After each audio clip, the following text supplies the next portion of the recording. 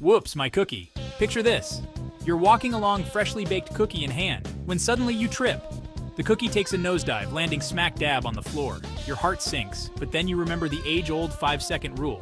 If I pick it up fast enough, it's still safe to eat, right? You think? Well, hold on there, Cookie Monster. Let's dive into the science behind this popular myth and see if it holds any water. As a lifelong tinkerer and lover of all things science, I've always been fascinated by myths and legends. And the 5-second rule is one that has intrigued me for years. Is it really safe to eat food that's been on the floor for a few seconds? Or is it a recipe for disaster? Join me as we separate fact from fiction and explore the microscopic world of germs that lurk on surfaces around us. We'll conduct some fun experiments, using animation to bring the invisible to life, and see what the data tells us. Get ready to discover the truth about the 5-second rule and learn how to stay safe when it comes to food hygiene. The 5-second rule? Fact or fiction? The 5-second rule, sometimes called the 3-second rule or even the 10-second rule, is a common belief that food dropped on the floor is safe to eat if it's picked up within a certain time frame. It's a rule that's been passed down through generations, often with a wink and a smile. But is there any truth to it? Well, the short answer is no. The 5-second rule is a myth. While it might seem like germs need time to jump onto food, the reality is that bacteria can transfer almost instantaneously upon contact. As soon as that cookie touches the floor, it's potentially picking up unwelcome microscopic hitchhikers. But don't despair just yet. While the 5-second rule doesn't hold up scientifically, there are other factors that come into play when it comes to food safety.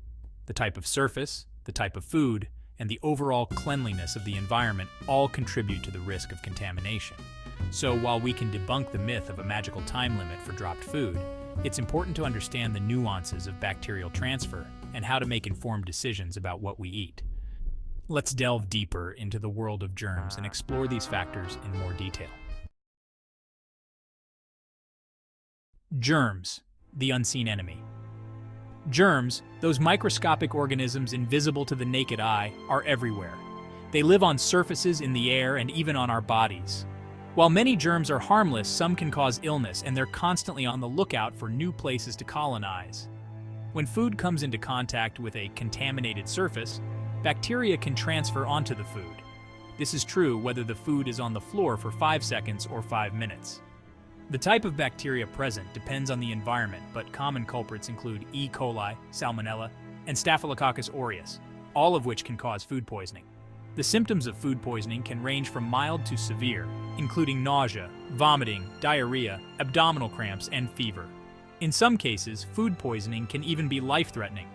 So while it might be tempting to brush off a quick drop on the floor, it's crucial to understand the potential risks involved. In the next sections, we'll investigate how different surfaces and food types influence bacterial transfer and explore whether time really does play a significant role in contamination. Surface matters, carpet versus tile.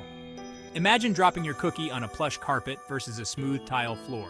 Does the type of surface affect the amount of bacteria transferred to the food? The answer is a resounding yes. Different surfaces harbor varying amounts and types of bacteria. Smooth, hard surfaces like tile and wood are less likely to trap bacteria than porous surfaces like carpets and rugs. This is because bacteria can easily cling to the fibers and crevices of carpets, creating a breeding ground for germs. However, even smooth surfaces aren't completely safe. Bacteria can still linger on countertops, tables, and floors, especially if they haven't been cleaned recently. The cleanliness of a surface plays a crucial role in determining the risk of contamination. So, while a dropped cookie might fare slightly better on a clean tile floor than a dirty carpet, it's still essential to remember that no surface is entirely germ-free. Food, glorious food, sticky versus dry. Now let's consider the food itself. Does a sticky piece of candy attract more bacteria than a dry cracker? Absolutely. The texture and moisture level of food can significantly influence bacterial transfer. Sticky foods like candy, fruit, or moist bread provide a more hospitable environment for bacteria to cling to. The moisture creates a sticky surface that traps bacteria, making it easier for them to transfer onto the food. Dry foods, on the other hand, offer less surface area for bacteria to attach to. A dry cracker or a pretzel is less likely to pick up as many bacteria as a piece of gummy candy. Of course, this doesn't mean dry foods are immune to contamination. Bacteria can still transfer, but the risk is generally lower than with sticky foods. Time is of the essence. 5 seconds or more. We've established that the 5-second rule is a myth, but does the length of time food spends on the floor affect the amount of bacteria transferred? While bacteria can transfer almost instantly, research has shown that longer contact times do lead to increased contamination. A study by Rutgers University found that bacteria can transfer to food within 1 second, but the number of bacteria transferred increases significantly the longer the food remains on the surface. So, while 5 seconds might not be a magical cutoff, every second counts. This highlights the importance of acting quickly if you do drop food on the floor. The sooner you pick it up, the lower the risk of significant bacterial contamination. However, it's crucial to remember that even a split second is enough for some bacteria to transfer. Animation in action, visualizing the invisible. To truly grasp the concept of bacterial transfer, it's helpful to visualize the invisible world of germs. This is where animation comes in. By creating engaging animations, we can bring the microscopic realm to life, making it easier to understand how bacteria interact with food and surfaces. Imagine an animated sequence showing a cookie falling to the floor in slow motion. As the cookie makes contact, we see a swarm of colorful bacteria, representing different types, rushing towards the food. Some bacteria latch onto the cookie immediately, while others take a bit longer to find a foothold. This visual representation helps us comprehend the speed and efficiency of bacterial transfer, emphasizing that contamination can occur in an instant. Animation also allows us to showcase the differences in bacterial behavior on various surfaces and food types, making the science more accessible and engaging. Real-life experiments. Putting the rule to the test.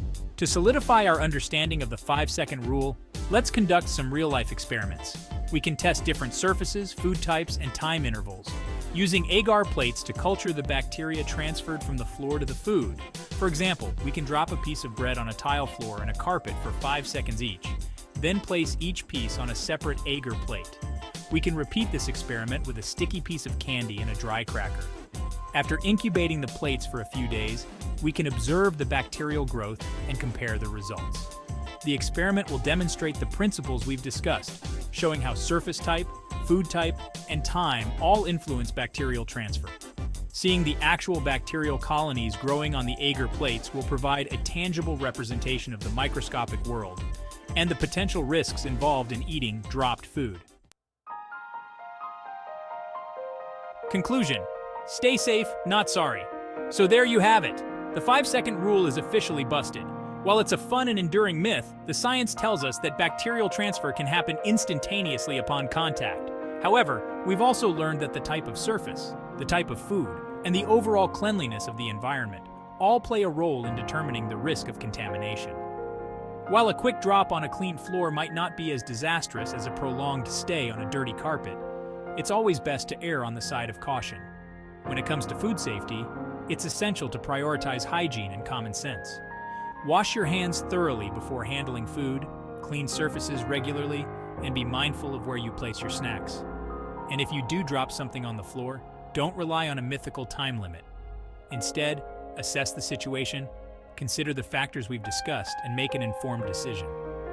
Remember, when it comes to food safety, it's better to be safe than sorry.